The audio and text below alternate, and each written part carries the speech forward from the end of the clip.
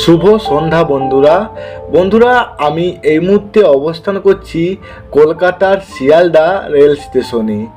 এই Sealdah rail station ভারতের যে সকল ব্যস্ততম রেল স্টেশন রয়েছে তাদের মধ্যে একটি। এখন বাজে তোমার 8টা 3, দূরে ঘড়িতে দেখতেই পাচ্ছ 8টা 3 বাজে। আর সামনে বৃত্তাকার যে একতলা বিশিষ্ট যে বিল্ডিংটা দেখতে পাচ্ছ খুবই সুন্দর, ওটা হচ্ছে শিয়ালদা মেট্রো স্টেশন। মানুষের জনজোয়ার এবং তাদের ব্যস্ততা দেখে বোঝার উপায় নেই যে রাত্রি 8টা বেজে গেছে। এই জন্যই হয়তো ভারতের অন্যতম ব্যস্ত রেল স্টেশনের মধ্যে একটি হলো এই শিয়ালদা রেল স্টেশন। এখানে খুব সুন্দরভাবে লেখা আছে আই লাভ শিয়ালদা। এইরকম ধাঁচের লেখা এখন প্রায় সব জায়গাতেই লক্ষ্য করা যায়, মানে নিজ নিজ জায়গার ভালোবাসার একটা প্রতিচ্ছবি হিসাবে এই লেখাটা ধরা পড়ে। দেখো শিয়ালদা রেল স্টেশন কত সুন্দরভাবে আলোকসজ্জায় কিন্তু সজ্জিত হয়েছে, খুবই সুন্দর লাগছে দেখতে।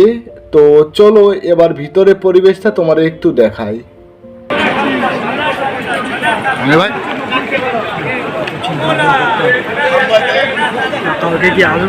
বাইরে যেমন ব্যস্ততা ঠিক একই ব্যস্ততা ভিতরেও।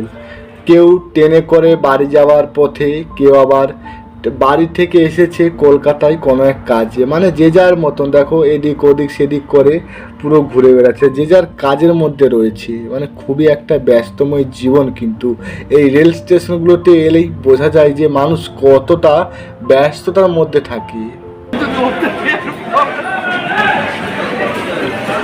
শিয়ালদা স্টেশন নিয়ে আমি 3-4টে ভিডিও অলরেডি করে ফেলেছি।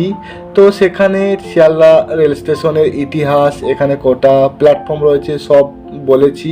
সেই জন্য রাতের কোনো ভিডিও আমার করা হয়ে ওঠেনি, যে কারণে আজকের এই ভিডিওটা তোমাদের সামনে নিয়ে এসেছি।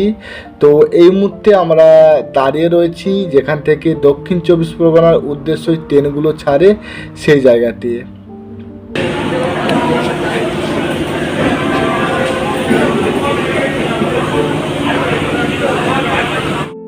সামনের এই ট্রেনটা লক্ষ্মীকান্তপুর নামখানা, এই নামখানা লক্ষ্মীকান্তপুর হয়ে সবেমাত্র এলো। তো ট্রেনটা কিন্তু অনেকটা লম্বা রয়েছে, কয়টা বগি রয়েছে তার ঠিক নেই, আমার সঠিক জানাও নেই।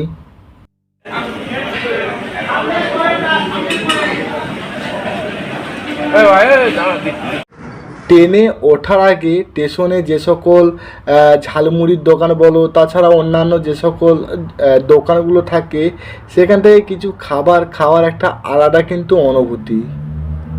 তো চলো টাটা।